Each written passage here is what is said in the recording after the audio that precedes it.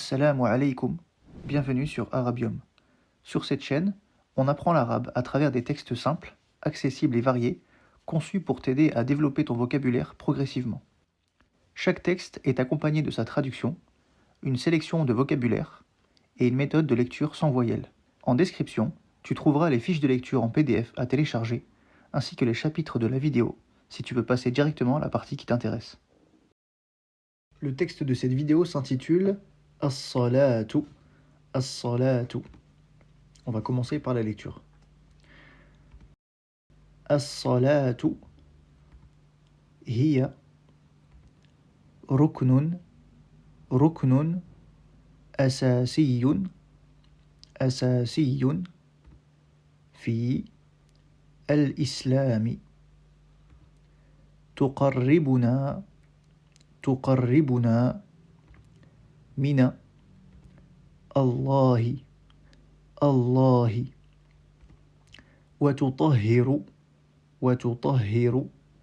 وتطهر قلوبنا نصلي 5 مرات في اليوم في الفجر والظهر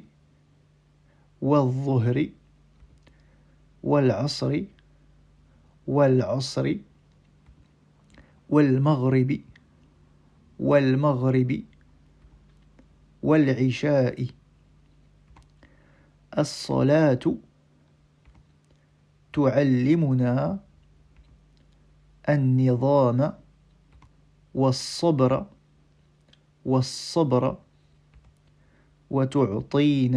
الصلاة تعلمنا النظام والصبر وتعطينا سكينة وراحة في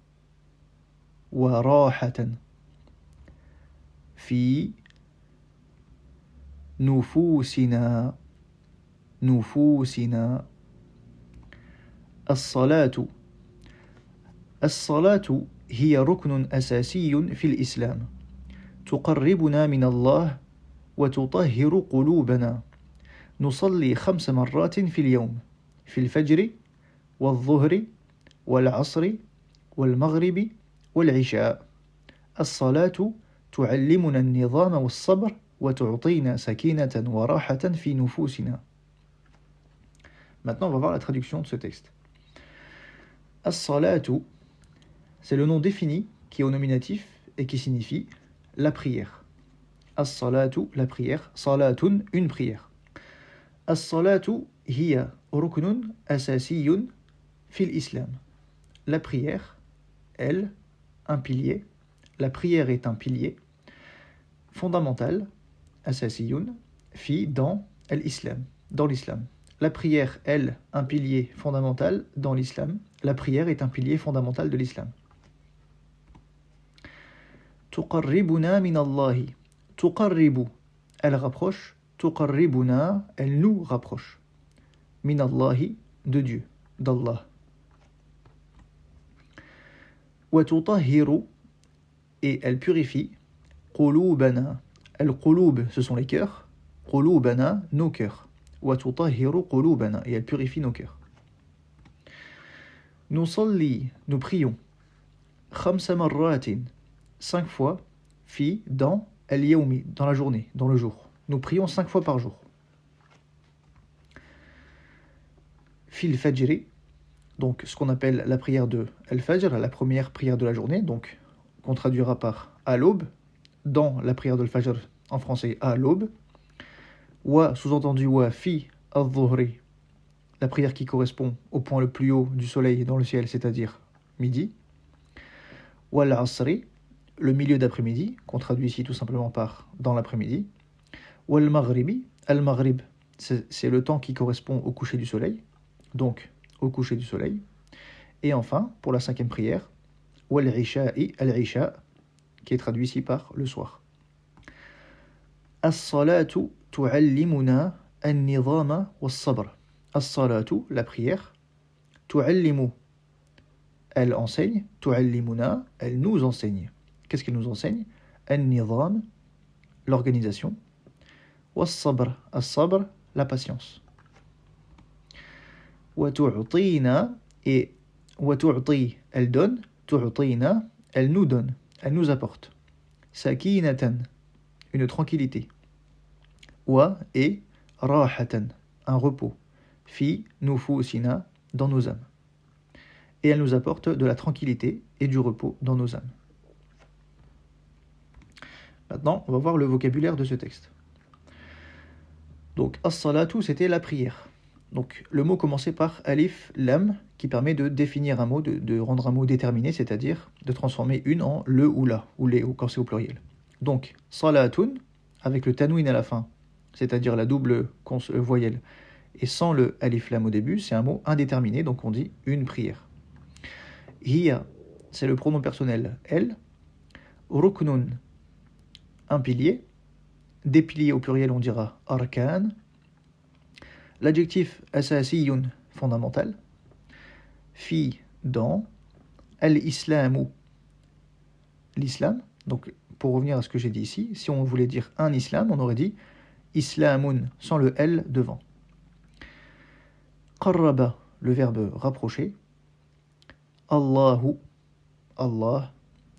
Tahara, purifier. Qalbun, un cœur. Si on voulait dire le cœur, on aurait dit el devant pour le, et on aurait simplifié, on aurait transformé la double dhamma à la fin en simple. Donc au lieu de dire qalbun pour dire un cœur, pour dire le cœur, on aurait dit el qalbu.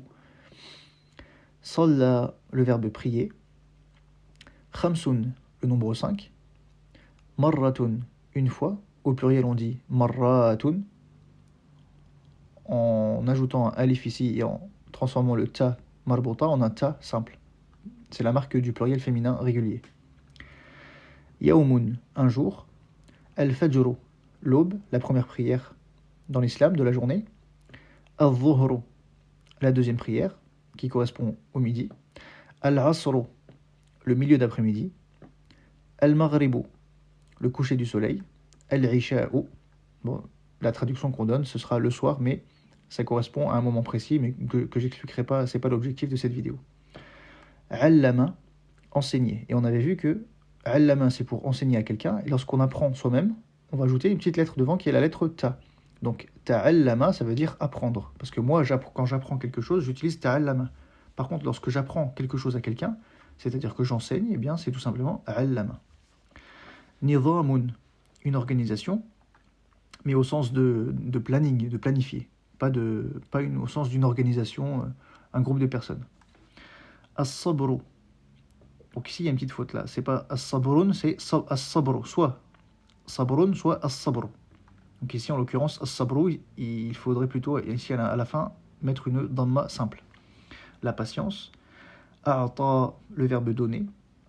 Sakinatun, une tranquillité. Donc la tranquillité se dit as-sakinatu. Rahatun, un repos. Donc c'est un mot qui est masculin en français, mais féminin en arabe. On le voit par la marque du ta ici, comme ici. Et nafsun, bon, d'habitude on traduit ça par un esprit, mais on peut traduire dans certains contextes par une âme. Nafsun, une âme. L'âme, an-nafsu. Maintenant, on va revenir au texte sans voyelle. Mais avant ça, je vais rappeler les règles de base qui s'appliquent au cas du nom. Donc en fait, un nom en arabe peut se décliner sous 3 cas. Et c'est ce qui va faire que sa lettre finale va prendre soit une dhamma, donc la voyelle ou, soit une fatha, la voyelle a, soit une kasra, la voyelle i. La règle de base qu'il faut retenir, c'est que lorsqu'un nom est donné de manière isolée ou lorsqu'il est sujet d'un verbe dans une phrase, il est au nominatif. Dans ce cas, sa dernière voyelle sera une dhamma. Ensuite, la règle de base pour l'accusatif, c'est qu'un mot sera à l'accusatif lorsqu'il sera complément d'objet direct d'un verbe. Lorsqu'on répondra avec un verbe à la question, par exemple, si je dis faire quelque chose, eh bien, je réponds à la question faire quoi ? Eh bien, dans la phrase, quelque chose sera l'accusatif. On va le voir précisément dans le texte. Et enfin, un mot est au génitif, donc la règle de base, c'est à retenir lorsque le mot vient juste après une préposition. Dans ce cas, ce mot eh bien, prend une kasra à la fin. Et c'est aussi le cas dans une forme grammaticale qu'on a vue qui s'appelle l'annexion. Lorsque je veux dire, par exemple, le chien du garçon. Eh bien, dans la forme le chien du garçon, eh bien, il y a un possédant et un possédé. Celui qui possède le possédant, c'est le garçon, puisque c'est son chien, et le possédé, c'est le chien. Eh bien, lorsqu'on traduira le chien du garçon en arabe, eh bien, la forme du garçon, eh bien, le garçon sera au génitif. Et donc, il prendra une kasra. Donc, on va voir ça dans le texte.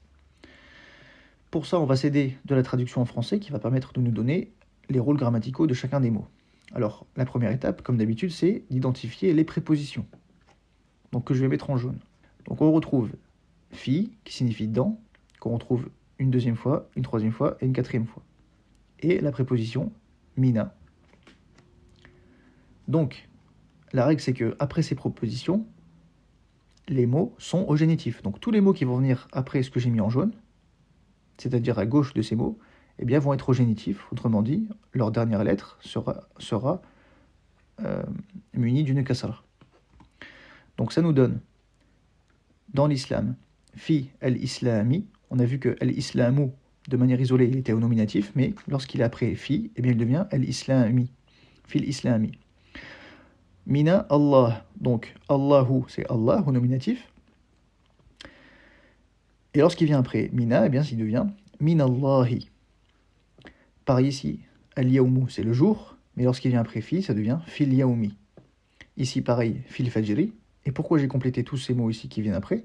Parce que juste avant l'énumération de ces 5 prières, eh bien, c'est implicite le fait que fi se décline pour chacune de ces prières. En fait, on dit, nous prions 5 fois par jour. Fil fajri, au moment du fajr, mais aussi, sous-entendu, wa, c'est-à-dire et, fi dhuhri. Mais c'est sous-entendu, on ne va pas le remettre ici avant chaque mot. Donc c'est sous-entendu, fil fajri, wa fi dhuhri, wa fil asri, etc. C'est pour ça que chacun de ces mots ici prend une kasra à la fin, c'est-à-dire qu'ils sont tous au génitif. Et enfin ici, le dernier mot du texte, fi nufusina. Donc le na ici sert à dire que ce sont nos âmes, pour nous. Et an-nufusu, c'est les âmes au pluriel. Et donc nufusu devient nufusi, juste avant de lui ajouter le préfixe qui permet de rapporter le mot à nous. Maintenant, la deuxième étape, c'est d'identifier les verbes. Et l'idée, c'est que pour chaque verbe, on va chercher le sujet qui effectue l'action de ce verbe. Donc ce sujet, comme je l'ai dit, sera au nominatif, c'est-à-dire qu'il prendra une dhamma à la fin. Et l'objet qui subit le verbe, c'est-à-dire le complément direct du verbe. Et ce complément direct du verbe, il sera à l'accusatif, autrement dit, sa dernière lettre prendra une fatha.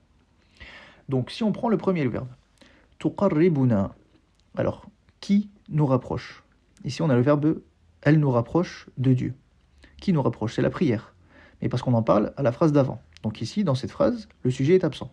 Donc c'est pourquoi on se contentera simplement de dire le verbe est conjugué pour hiya, c'est-à-dire le pronom personnel elle en arabe. Et elle rapproche qui de Dieu? Nous. Eh bien le nous ici, il est présent sous la forme de suffixe qu'on va ajouter à la fin du verbe et qui s'exprime ici pour nous sous la forme de nun, alif, na. Tuqarribu, elle rapproche. Tuqarribuna, elle nous rapproche. Donc ici, tout est fusionné en un seul mot. Tuqarribuna, on a juste à ajouter les voyelles sur le verbe. Ensuite, wa tutahhiru qulubana. En français, on avait elle nous rapproche de Dieu et elle purifie nos cœurs. Ah, là par contre, on a un complément d'objet direct, puisque ce qu'elle purifie, la prière, c'est nos cœurs. Donc ici, pour le sujet, c'est la même chose. Il est implicite, il s'agit de la prière, qui est présent ici au début du texte. Par contre, le complément d'objet direct, c'est nos cœurs. Donc là, de la même manière qu'ici, on avait dit que le mot subit la déclinaison avant d'y ajouter le suffixe, eh bien c'est pareil. Qulub, qulubu, c'est le cœur, les cœurs au pluriel. Donc comme il est à l'accusatif, puisqu'il est complément d'objet direct, il va se mettre avec une fatha à la fin. Donc la fatha elle va être ici sur le bas, avant le suffixe na. Donc ça va devenir tutahhiru qulubana. Si on veut dire tout simplement nos cœurs de manière isolée, pas dans une phrase, eh bien on dira qulubuna. Mais là, comme le mot qulubana, nos cœurs, il est à l'accusatif, eh bien il devient qulubana. La modification se fait juste avant l'ajout des suffixes. Ensuite, nusalli khamsa marratin. Nous prions 5 fois par jour. Alors là, nous prions, nous salli. Donc le sujet c'est nous, mais il est implicitement inclus dans le verbe, puisque le verbe ici, sa forme, c'est conjugué pour le pronom personnel nahnu, qui est nous au pluriel. Et ici, ce qui va se mettre à l'accusatif, eh bien c'est le khamsa, parce qu'en fait il va indiquer, d'une certaine manière, il va compléter. C'est un complément puisqu'il complète sur la manière, ou plutôt ici en l'occurrence, sur le nombre de fois qu'on effectue la prière. Et comme c'est une sorte de complément, eh bien il va se mettre à l'accusatif aussi, même s'il ne subit pas directement le verbe. Les 5 fois, elles ne sont pas... Bah si, d'ailleurs, on peut dire que les 5 fois, elles sont priées. On prie 5 fois. Donc, dans le 5 fois, le khamsa va se mettre à l'accusatif. Et par contre, pour marratin, ça c'est une forme particulière, il faut retenir que, eh bien, on ne retrouvera pas ce mot à l'accusatif, mais ce mot qui est féminin pluriel avec un tanwin kasra à la fin. Mais bon, ce mot particulier, cette forme particulière fera l'objet d'une autre vidéo. Bon, retenez simplement que marratin, voilà, c'est sous cette forme-là lorsqu'il est au pluriel, même dans une structure où il doit être à l'accusatif. Verbe suivant. Tu'allimuna. Donc ici, ça fait partie de la phrase « elle nous enseigne ». Donc ici, la phrase, c'est « la prière nous enseigne l'organisation ». Donc là, ici, on a un sujet, c'est la prière. Donc as-salat va être au nominatif, puisqu'il est le sujet du verbe « enseigner ». Et donc, dire qu'il est nominatif, ça veut dire qu'on lui ajoute une dhamma ici à la fin, donc ça devient as-salatu. Tu'allimuna, c'est le verbe, donc elle enseigne tu'allimu à nous, tu'allimuna. Et ce qu'elle nous enseigne, c'est an-nidham was-sabr. Donc comme an-nidham was-sabr, ce sont les mots qui subissent l'action, c'est-à-dire les deux choses qui sont enseignées, eh bien ils se déclineront à l'accusatif. Et donc ça nous donne as-salatu au nominatif, le verbe tu'allimuna. Et qu'est-ce qu'elle nous apprend? Qu'est-ce qu'elle nous enseigne? An-nidham à l'accusatif, was-sabra à l'accusatif aussi. Et ensuite on complète, et elle nous apporte tranquillité et repos dans nos âmes. Wa tu'tina, le sujet c'est toujours as-salatu, wa tu'tina. Qu'est-ce qu'elle nous donne? Tranquillité, donc sakinatun, on avait vu que c'était de manière isolée au nominatif la tranquillité, mais ici, comme c'est ce qui est donné par le verbe, eh bien ça va devenir sakinatan wa rahatan. Et ensuite, pour les autres verbes, il ne reste plus qu'à compléter avec par défaut le nominatif. Donc là, il ne nous reste plus que ce bout de phrase ici au début. Et donc cette phrase, cette structure, on a déjà vu dans quasiment tous les textes que j'ai donnés depuis le début. Donc dire la prière, hiya quelque chose, eh bien c'est sous-entendu le verbe être ici, qui n'est presque jamais exprimé au présent en arabe. Donc on dira la prière, elle, un pilier fondamental, eh bien c'est tout simplement tout au nominatif. As-salatu, hiya, c'est le pronom invariable. Elle, sous-entendu elle est quoi? Ruknun, un pilier fondamental. Asasiyun.